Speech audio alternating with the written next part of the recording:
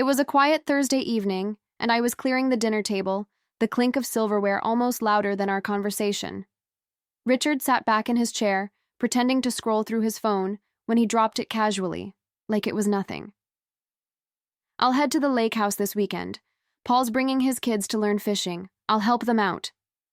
He said it so lightly, but something in the way he delivered those words made me freeze for half a second. I smiled faintly, hiding whatever flicker of doubt crossed my mind. "That sounds nice. The boys will love it," I replied, trying to sound as natural as possible. I pictured Paul's kids laughing, tossing fishing lines into the water, Richard guiding them like some fatherly figure. The image should have warmed me, but instead, it sat strangely in my chest. He didn't even glance up. His eyes stayed glued to that phone screen, like the table between us was a wall. "Yeah, it's just going to be us and the kids. Nothing fancy," he added quickly, shifting in his seat like he'd said too much. His voice carried a tension I couldn't name, and I felt that tiny spark of unease rise again. I told myself not to overthink, not to question. Trust? That was supposed to be the bedrock of our marriage. Still deep down, I couldn't ignore that little whisper inside me. Something about the way he said it didn't feel right. After dinner, I rinsed the plates under the warm water, letting the steam fog up my glasses for a second. My hands moved automatically, but my mind replayed his words like a scratched record. Fishing lessons, Paul's kids, nothing fancy. On the surface, it all sounded innocent enough. But the way Richard rushed to explain, the way he wouldn't meet my eyes, it gnawed at me in quiet, invisible ways. I glanced at him from the kitchen doorway. He was on the couch now, pretending to be absorbed in the evening news, but his body told another story.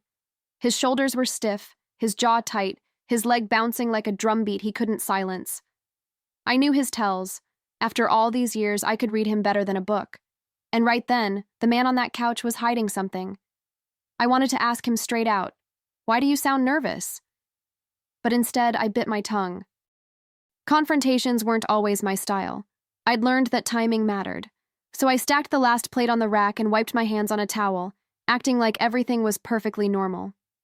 Yet, as I walked past him, the thought curled around me like smoke. If there was nothing to hide, why did it feel like he was already guilty? Later that night, when the house had gone quiet, I lay in bed staring at the ceiling. Richard's steady breathing beside me should have been comforting, but instead, it felt like a performance. My mind kept circling back to his words, the way he threw them out so casually, yet carried them with such unease. It was as if he'd rehearsed the story before serving it to me at the dinner table. I tried to convince myself I was being unfair. Maybe he was just tired. Maybe I was reading too much into things. But the truth is, women know. We sense shifts in the air before anyone else notices. And what I felt that night wasn't comfort. It was distance, cold and creeping, like someone had opened a window in the middle of winter. I rolled onto my side, studying his profile in the dark. The man I'd trusted for years, the man I thought I knew inside and out, suddenly seemed like a stranger keeping secrets. And though I had no proof, something deep inside whispered, this weekend at the lake house would reveal far more than he wanted me to see. Saturday afternoon found me knee-deep in laundry, folding shirts into neat stacks on the bed. The sun poured through the curtains, making the room feel almost too calm, too ordinary. That's when my phone rang, the sharp buzz slicing through the stillness. I glanced at the screen. Mr. Lewis, the head of security at the lake properties. He rarely called me directly, so my heart skipped before I even answered. "Mrs. Clara," he began, his voice firm and a little uneasy. "Is everything all right? I just wanted to check with you. Why is there such a large group at your lake house?" I froze, clutching the phone tighter, my pulse spiking in my ears. A large group? That couldn't be right. Richard was supposed to be there with Paul and his children. Nothing more. My throat went dry as I answered, "Large group? What do you mean? My husband's there with a friend and his kids." I tried to keep my voice calm, but the words trembled as they left me. Mr. Lewis didn't hesitate. "Ma'am, there are no children. Only several men and quite a few women. It looks like a party." His certainty slammed into me like ice water, leaving my hands shaking so badly I almost dropped the phone. For a moment, I couldn't breathe. The words "no children" echoed in my mind like a bell that wouldn't stop ringing. My hand pressed against the laundry pile, shirts crumpling under my palm as I whispered, "Are you sure?" My voice barely came out, thin and shaky. Mr. Lewis didn't soften his tone. "Positive, I've seen them myself." Each word landed like a nail sealing up the coffin of the story Richard had fed me. I felt the sting of betrayal bloom in my chest, hot and sharp. My body reacted before my thoughts caught up, knees weakening, hands trembling, a dizzy rush making the room tilt slightly. All at once, the house felt too small, the air too thin. The man I trusted had lied straight to my face, using children, for his cover. That detail burned worst of all. I mumbled something like "thank you" before ending the call, though I wasn't sure if the words ever made it out. My phone slipped onto the bed, landing on the folded clothes I no longer had the energy to finish. I sat there in silence, staring at nothing, trying to swallow the rising storm inside me. Somewhere deep down, I knew the truth had only just begun to unravel. I sat on the edge of the bed, my fingers gripping the blanket like it was the only thing keeping me steady. The silence of the house pressed in, louder than any argument Richard and I had ever had. My heart raced, pounding against my ribs as if trying to warn me of something I'd refused to see until now. A lie that big doesn't just happen. It's built, carefully, brick by brick. And suddenly, I was staring at the wall he'd constructed right in front of me. I thought back to Thursday night, the way he wouldn't meet my eyes, the quickness of his words. It all snapped into place now like puzzle pieces I'd been holding upside down. I felt foolish, angry. But more than that, I felt cold.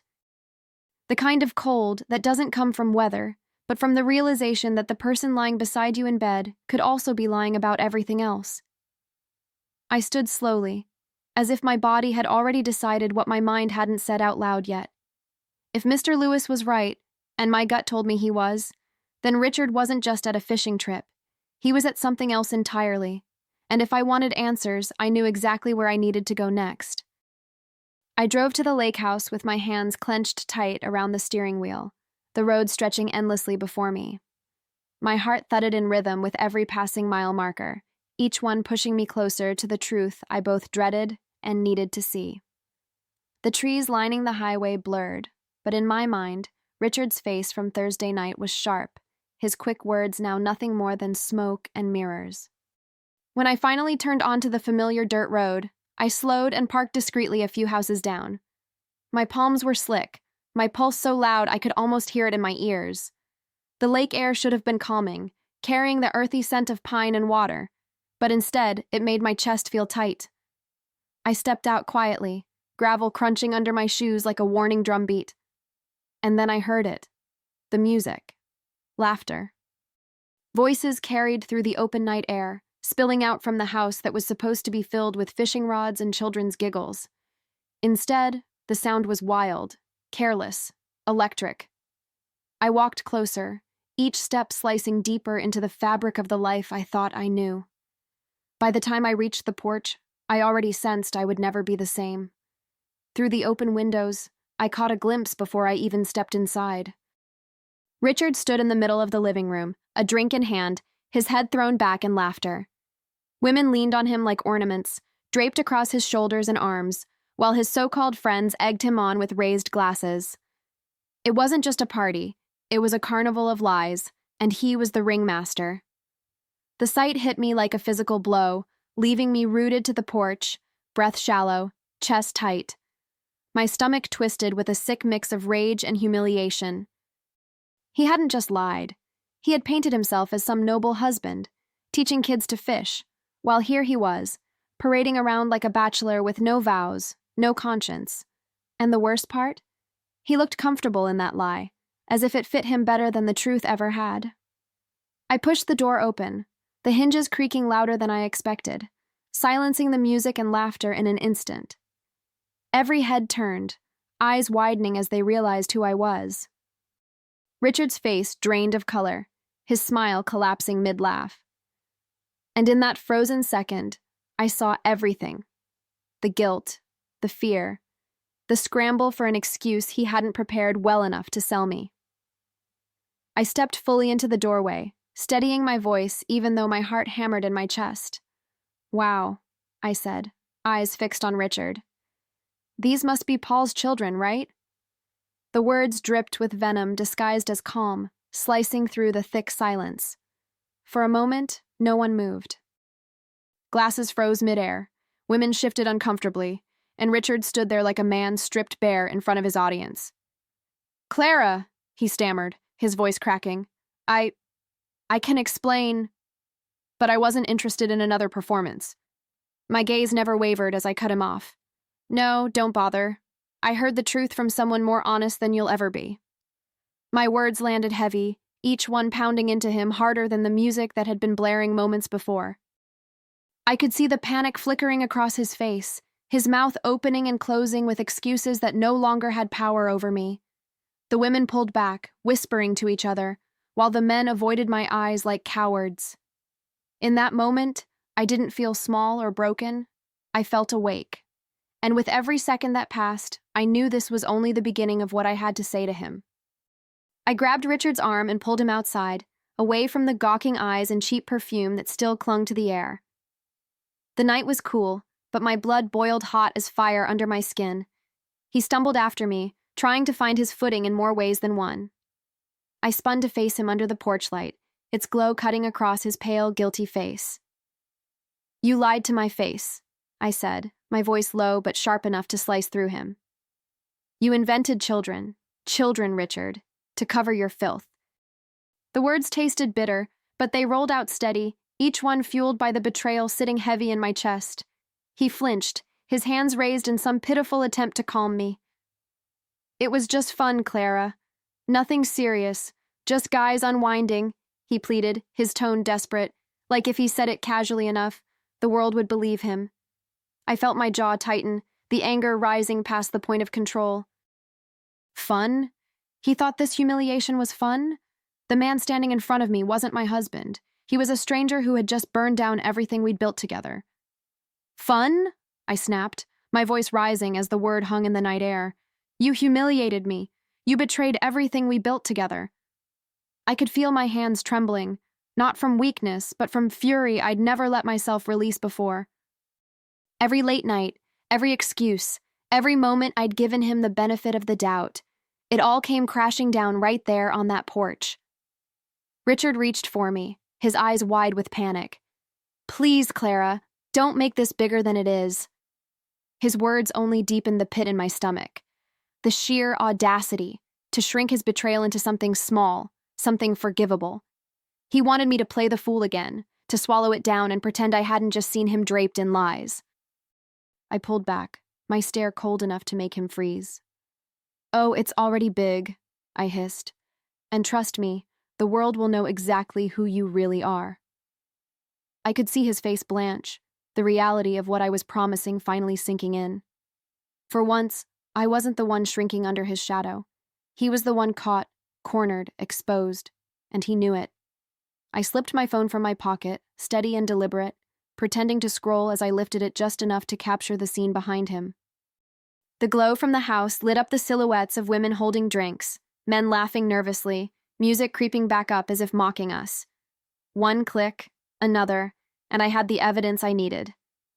Richard's eyes widened when he realized what I was doing. "Clara, stop, please." His voice cracked, panic rising. He reached for me again, but I stepped back, my grip tightening on the phone like it was armor. "No," I said firmly, almost calm now. "This is what you've chosen, and I'm done pretending otherwise." The tremor in his hands betrayed him, while mine felt steadier than ever. I turned without waiting for another excuse, walking toward my car as the night swallowed his frantic voice behind me. Each step felt like shedding a weight I'd carried too long, though I knew the heaviness wasn't gone yet. No, this was only the beginning, and soon he'd learn that betrayal has a price far steeper than he ever imagined.